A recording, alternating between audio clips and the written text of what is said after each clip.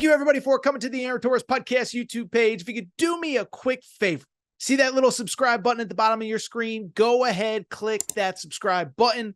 Really does help our channel grow, our audience grow, and I really do appreciate it more than you know. So click that subscribe button. Appreciate your support. Now, here's the video that you came here for. John Calipari's Arkansas Razorbacks. So Arkansas goes to Miami and beats Miami in this game. Final score of the Arkansas Razorbacks game, 76-73. Let's go ahead and very quickly dive into this game. So from my perspective, fascinating game that showed both the highs and lows of the John Calipari era at Arkansas, what this team can be, what it might not be just yet, but what it has the ability to be. And one thing I try to do, try not to get too high, try not to get too low, try to be fair, try to be balanced. This is not a perfect team. And even coming into this game, listen, they were coming off a disappointing performance. There's no other way to say it. You go play Illinois on Thanksgiving Day, national TV audience, following the Chicago Bears versus the Detroit Lions. You want to see a great effort. The offense was fine, but defensively, you got cooked from behind the three-point line. 15 of 31 Illinois shoots from behind the three-point line. I bring it up to say, this game kind of weirdly started off the same. I think that if I'm not mistaken, Miami started off 9 of 17 from three. That's over 50%. I could be wrong on that, but they finished 9 of 29. And what I will say, I think we're starting to see what this Arkansas team can be at full strength when they have everybody. Now, I'm not saying that Miami on the road is a game to write home about. Miami stinks. And Miami is now 3-5 on the season and has lost 5 straight.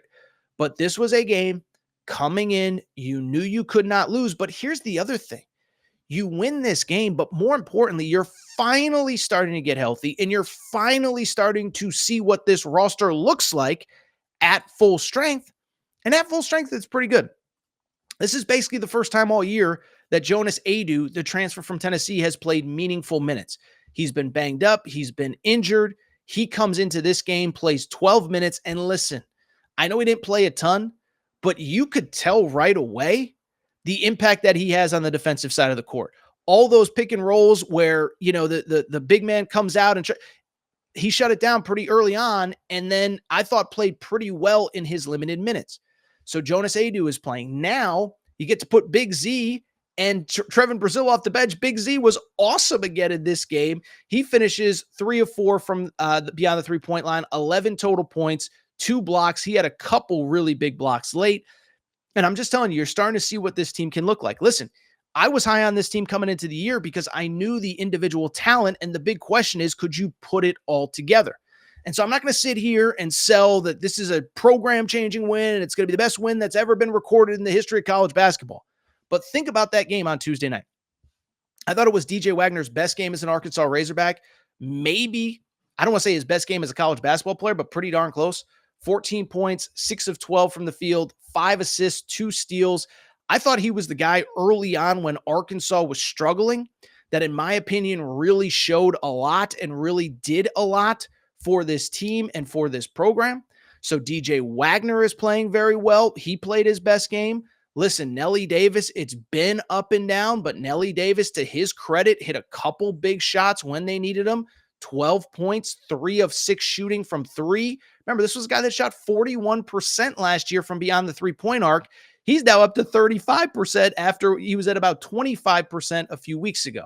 Boogie Fland, obviously, look, he was the guy that made all the big plays late. He hit the big 3, had a couple big shots. And I still think, you know, his ceiling is kind of the team ceiling. If you get the best version of him, then you're going to be okay. But think about this in the counter of it as well. Think about the fact that Adou Thiero has been by far your best player over the course of the season, and he didn't really do all that much. He finished the game, Adou Thiero did, with just 7 points. He got to the free throw line a bunch, but he missed a couple shots, whatever.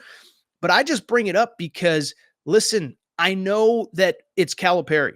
I know that we're always going to overreact to everything that happens, the good, the bad, the this, the that, and mostly the bad. When things go really bad, we're going to talk about how terrible he is and whatever, blah, blah, blah, this and that. But the guy's still a Hall of Famer. He still knows what he's doing. And to me, this was a totally positive sign. This was a game where you did not play well early. First of all, you're on the road, and I don't care where you're playing. When you're on the road, it's not easy to win on the road. Ask Kentucky, ask whoever. I'm trying to just think off the top of my head who was playing on the road on Tuesday night. Syracuse got smoked at Tennessee. We'll see what happens with Auburn. I think Duke's going to beat Auburn tonight. We'll see what happens. But it doesn't change the fact you go on the road. It was a must win. You get the win. And like I said, I think we saw two important things with this Arkansas team. One, we saw what they look like when they are close to 100%.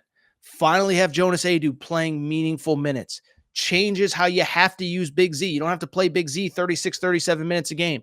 Trevin Brazil is back. He's kind of playing that energy, rebounding, run around, block shots, do what you got to do guy at the 4 and 5 spot.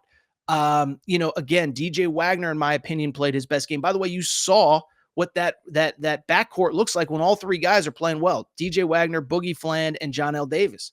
It's pretty good, right? And again, then you get Billy Richmond off the bench. You get Carter Knox off the bench. So for the last time, I'm not going to oversell it. I don't want to make this out to be the greatest win that has ever been had in the history of college basketball. But the one thing about Calipari, listen, it takes some time, maybe longer than some fans want, but generally he figures it out. You can say whatever you want about him. Last year, by the end of the season, they were playing as well as anybody in the SEC. And before I get all the comments, here's the bottom line. We talked about it all summer long. This was a team that in the final 3 weeks of the regular season destroyed Alabama at home. Alabama, of course, made the Final Four. Beat Tennessee at Tennessee. Tennessee made the Elite Eight. They were the SEC regular season champs. Beat Auburn on the road. Auburn was SEC tournament champs. And so I bring it up because if this team is healthy, if you can keep them relatively healthy, I think we started to see what this team is capable of, what their ceiling could be. Now, the big news is, of course, the SEC is really good. We all know that on whatever it was Tuesday night, they went 8-1 in the SEC Challenge. But the good thing is, one, Arkansas gets to get right on this weekend against UTSA. But the fun part is we're going to see them against a very good Michigan team next week at the Jimmy V Classic on next Tuesday. Michigan right now is sitting at 7-1, only lost to Wake Forest. They just won their Big Ten opener at Wisconsin. So we're going to start to see, is this team actually improved? Are they getting better? Was it a fluke? Whatever. But Arkansas gets the win.